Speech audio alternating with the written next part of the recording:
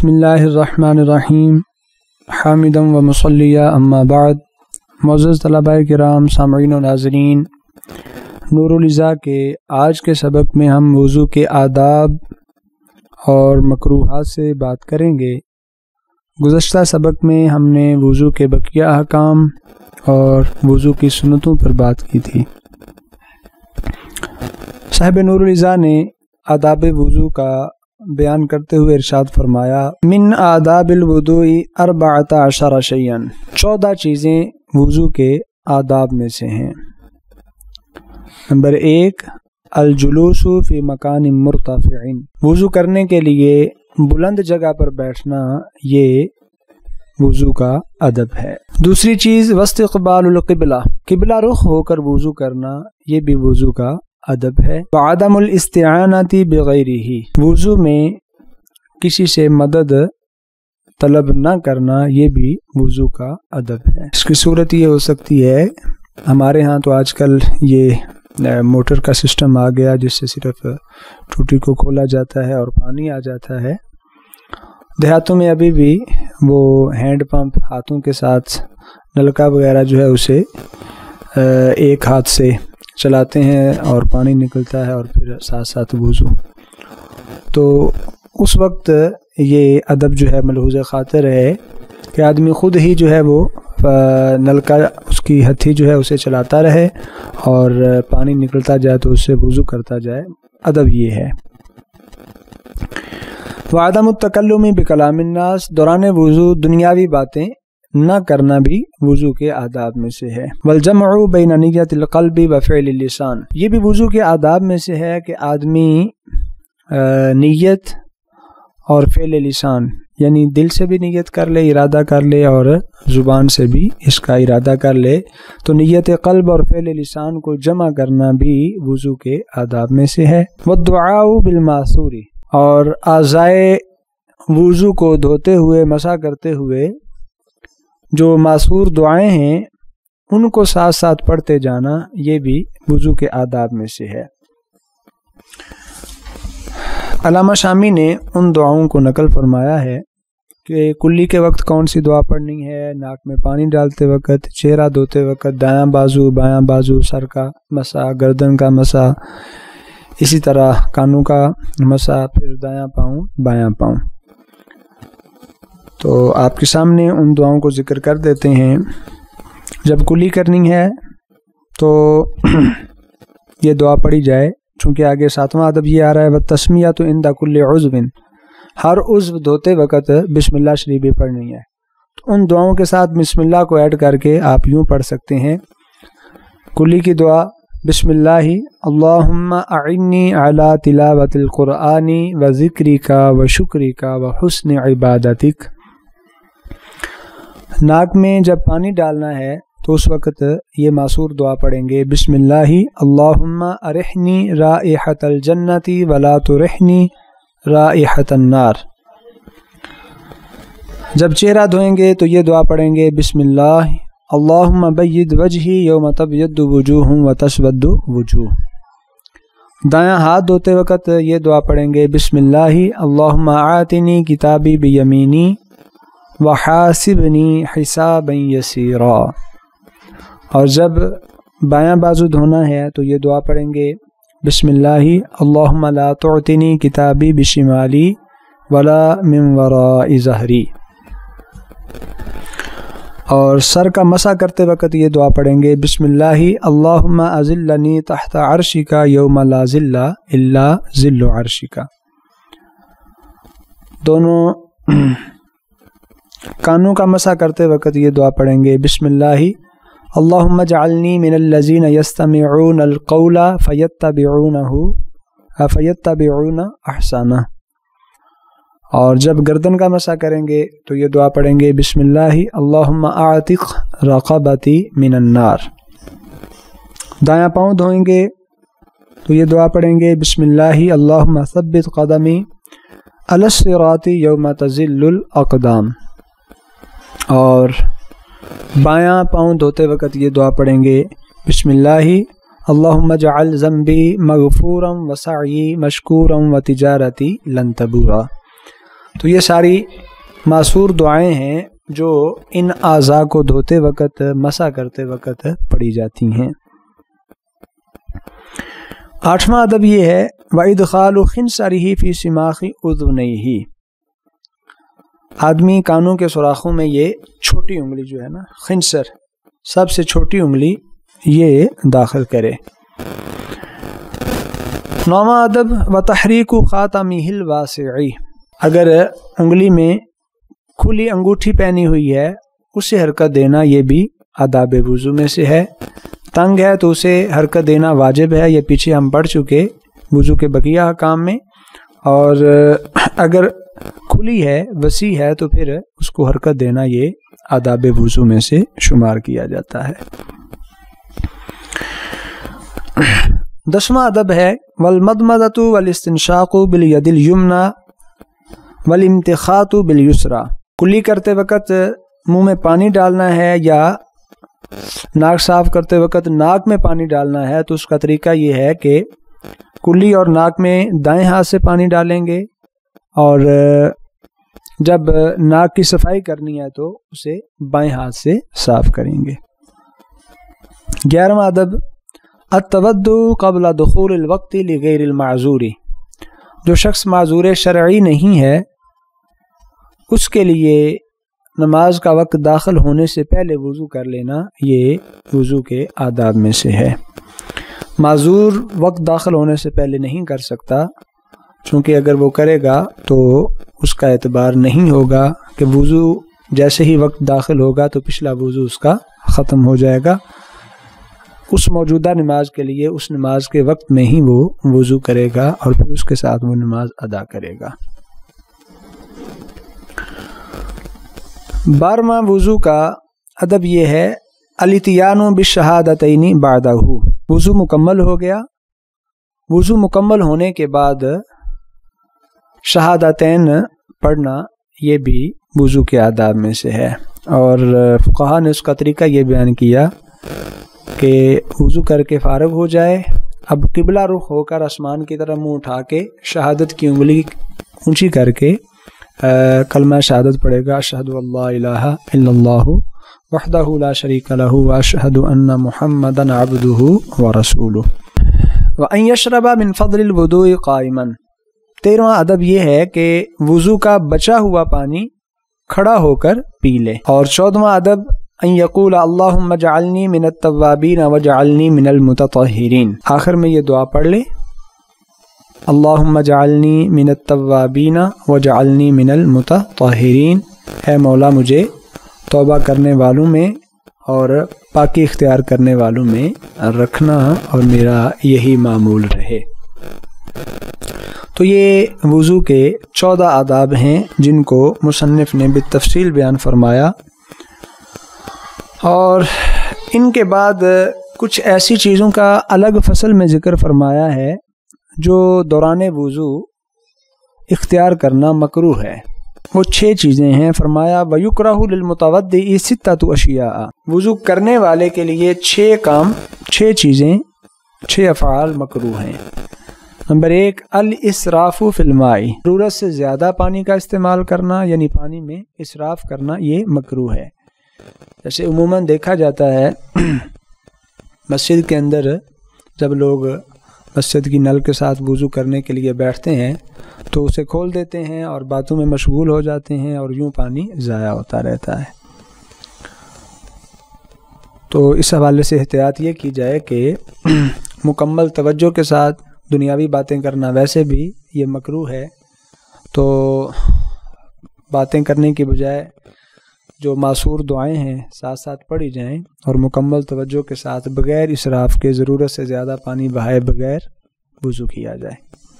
والتقطیر فیہ، دوسری چیز اس میں مکروہ یہ ہے کہ ضرورت سے کم پانی استعمال کرنا، جتنے کی ضرورت ہے اتنا پانی بھی استعمال نہ کیا جائے، یہ بھی کراہت کا سبب ہے۔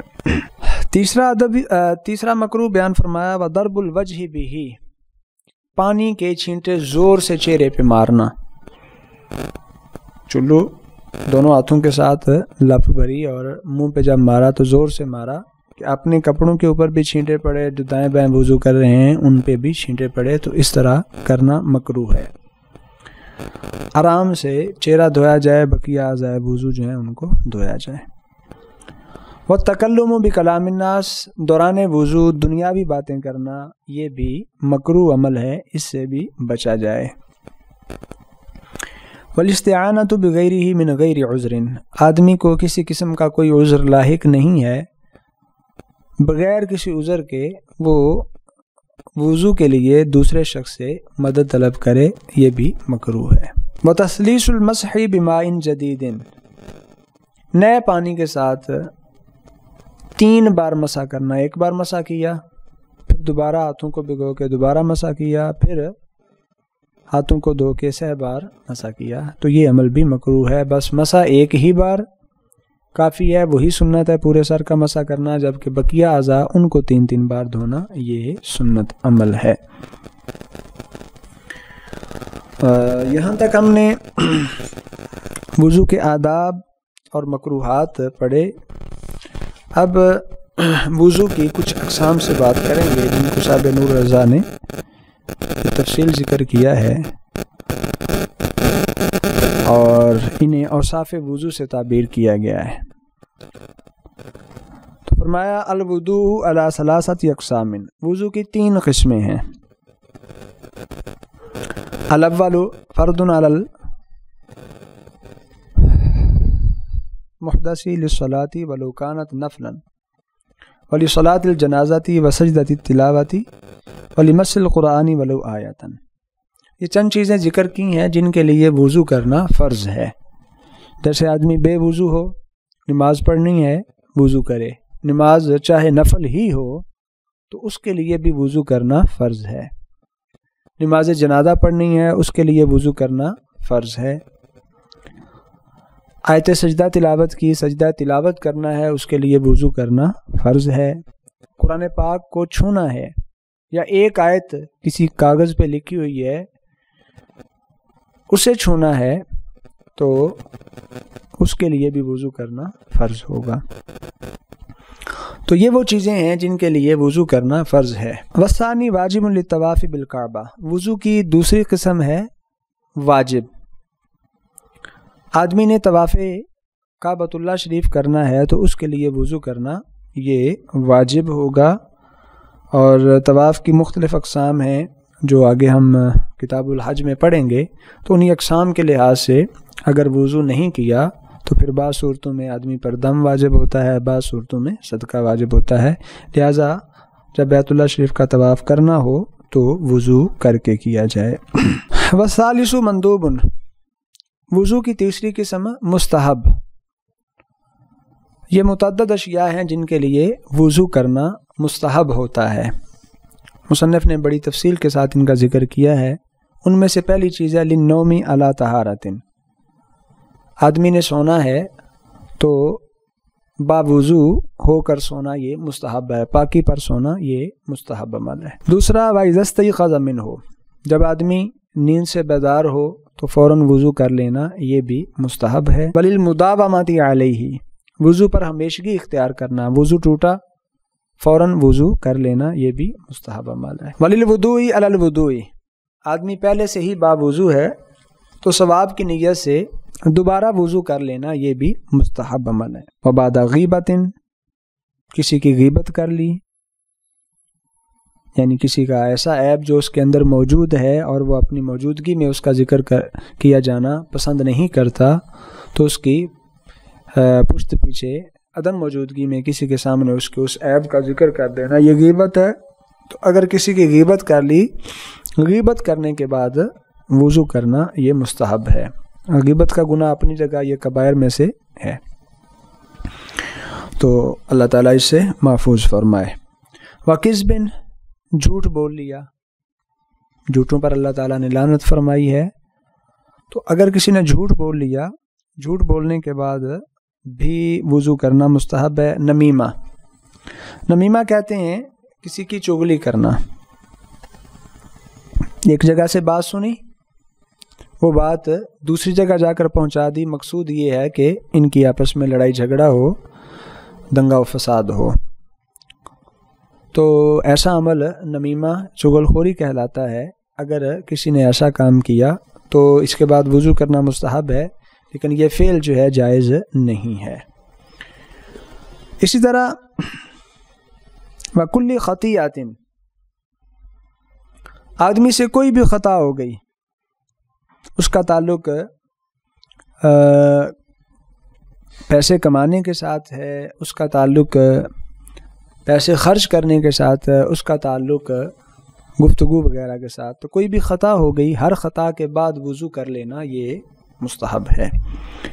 وَإِنشَادِ شَعْرٍ، کوئی کبھی شعر پڑھ دیا تو کبھی شعر پڑھنے کے بعد بھی وضو کر لیا جائے، یہ مستحب ہوگا۔ وَقَحْقَحَةٍ خارج الصَّلَاةِ، آدمی باوضو تھا، باتوں میں مشغول ہے، نماز سے باہر ہے، دیگر کام کاج میں مصروف ہے، اور بات چیت کے اندر وہ کہکا لگا کر جو ہے ہنستا ہے، تو اس کے بعد بھی اس کے لیے وضو کر لینا مستحب ہے۔ وغسل میت، کوئی شخص فوت ہو گیا، آدمی نے اسے غسل دیا تو غسل کے بعد اس کا اپنا وضو کر لینا یہ بھی مستحب ہے۔ وحملہ، میت کو کندھا دیا، قبرستان تک لے گیا تو اس کے بعد وضو کر لینا مستحب عمل ہے۔ وَلِوَقْتِ كُلِّ صَلَاةٍ، ہر نماز کے وقت، چاہے پہلے باوضو ہے تو ہر نماز کے وقت، اگر پہلے باوضو نہیں پھر تو وضو کرنا وہ پہلے درجے میں آ جائے گا، فرض ہوگا، اور اگر باوضو ہے تو ہر نماز کے وقت کے شروع ہوتے ہی وضو کر لے، یہ بھی مستحب ہوگا۔ وَقَبْلَ غُسْلِ الْجَنَابَةِ، غسل جنابت سے پہلے وضو کر لینا یہ مستحب ہے۔ وَلِلْجُنُوبِ عِنْدَ أَكْلٍ وَشُرْبٍ وَنَوْمٍ وَوَطْءٍ وَلِغَضَبٍ،